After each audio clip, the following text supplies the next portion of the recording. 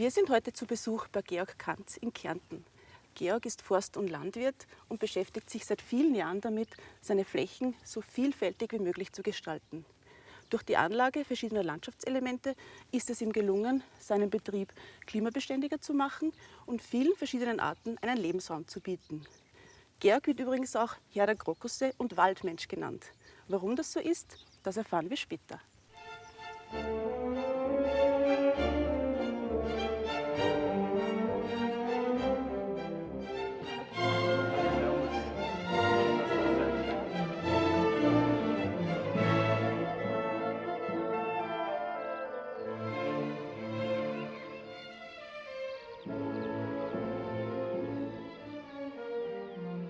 Du sag, Georg, wo sind wir denn hier genau heute?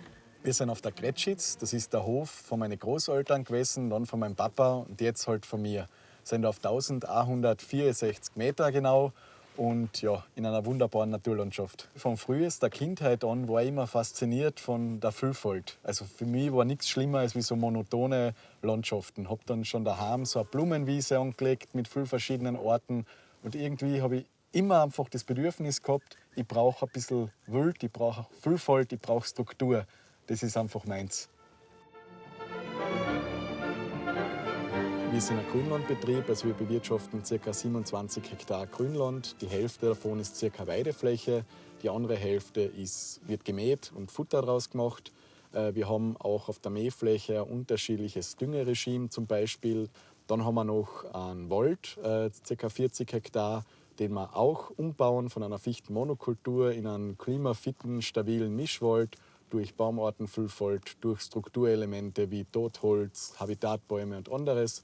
Das heißt, Strukturvielfalt ist eigentlich das Zentrum bei uns da am Hof. Das ist eine Hecke, das war eine der ersten, die ich gepflanzt habe, mit Dornensträucher vor allem, also Sanddorn, Schlehdorn. Hintergrund ist, dass diese Dornen Vögeln, wenn sie brüten, einen Schutz bieten. Das heißt, Raubtiere kommen da schlecht rein und können sozusagen die nicht erreichen.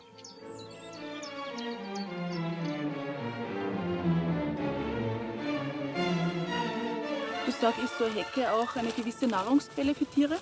Ja, natürlich. Also die Sträucher, die wir da haben, also wie Sanddorn oder Schlehdorn oder Weißdorn, die tragen Beeren. Das heißt, auch Früchtefresser oder Kernfresser finden da Nahrung. Aber es gibt da besondere Vögel, die davon profitieren, wie zum Beispiel den Neuntöter. Das ist ein Vogel, der braucht diese Dornen, weil der fängt seine Beutetiere und spießt sie dann auf diesen Dornen praktisch auf, legt sich wie ein Kühlschrank sozusagen an und findet dann da auch immer genug Nahrung für sich und seine Jungtiere.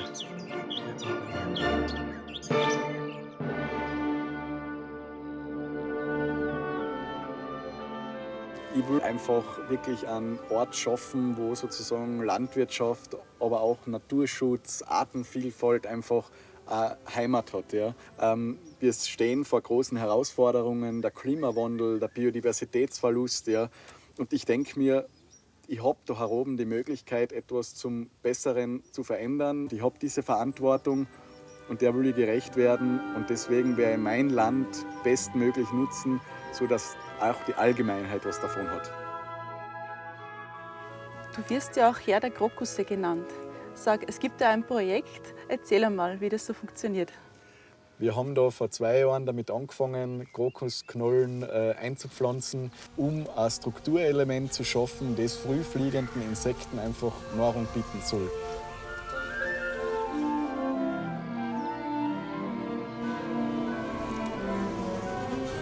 Es brummt, es summt, es ist ein totales Leben da, weil einfach, so wie wir gesagt haben, es gibt sehr, sehr wenig anderes, was um die Zeit jetzt blüht und Nahrung bietet. Ja.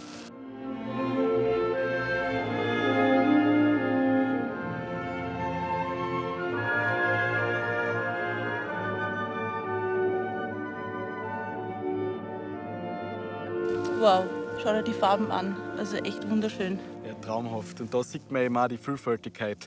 3 verschiedene Orten, unterschiedliche Ausprägung. Und wenn man dann so Fleckeln findet, geht einem das Herz auf, oder? Mhm, auf jeden Fall.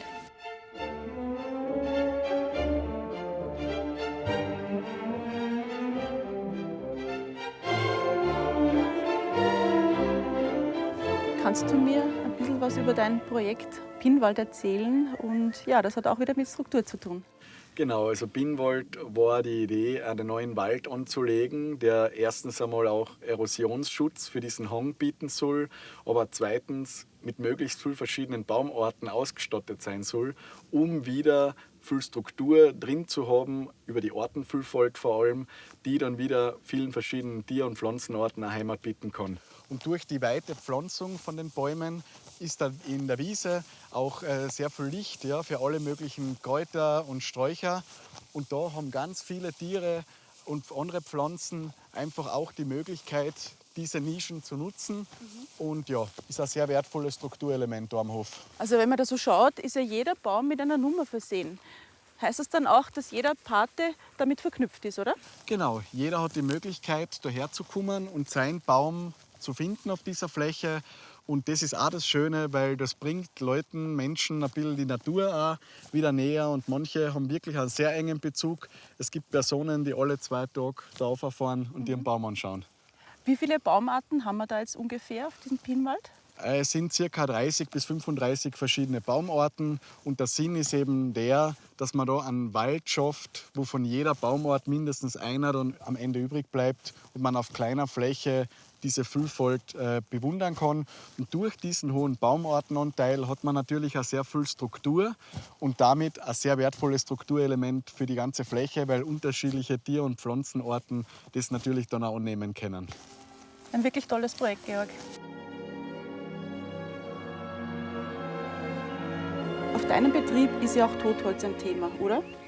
Ja, genau. Wenn zum Beispiel irgendwelche Bäume auf der Wiese absterben, kommen die nicht komplett weg, sondern wir bemühen uns eben, die Baumstämme und Baumhöhlen zu erhalten. Aber wir legen auch bewusst so Haufen an aus Totholz, wo dann zum Beispiel Wiesel oder andere Tierarten wieder Heimat drin finden können. Also da haben wir jetzt eine Wieselburg von uns zum Beispiel. Das ist so ein Totholzhaufen mit so einem Wieselnistkasten drinnen. Und der dient als Heimat fürs Hermelin oder das Mauswiesel.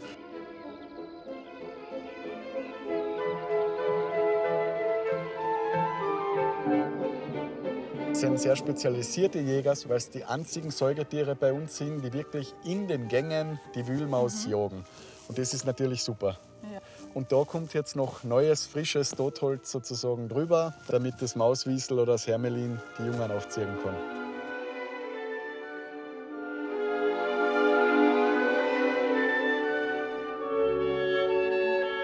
Auf deinem Hof lässt du ja auch Altgrasstreifen stehen.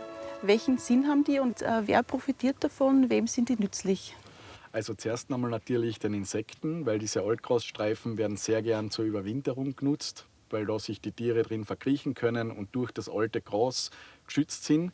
Aber auch im Sommer gibt es da sehr viele Tierarten, die davon einen Nutzen haben, als Versteck, als Nahrung oder als Aufzuchtsgebiet sozusagen für die Jungtiere. Und wir haben da seit 2 Jahren wirklich einen tollen Erfolg am Hof, nämlich seit 2 Jahren brütet das Braunkehlchen wieder bei uns. Und das profitiert von solchen Flächen halt ganz massiv, also die spät gemäht werden oder gar nicht gemäht werden. Und da drinnen legen die als Wiesenbrüter ihre Nester an. Und würden wir das jetzt zu früh mähen oder überhaupt mähen, könnte das eine potenzielle Brut eben vernichten und zerstören. Und dieser sehr, sehr seltene Vogel wird dann nicht mehr vorkommen.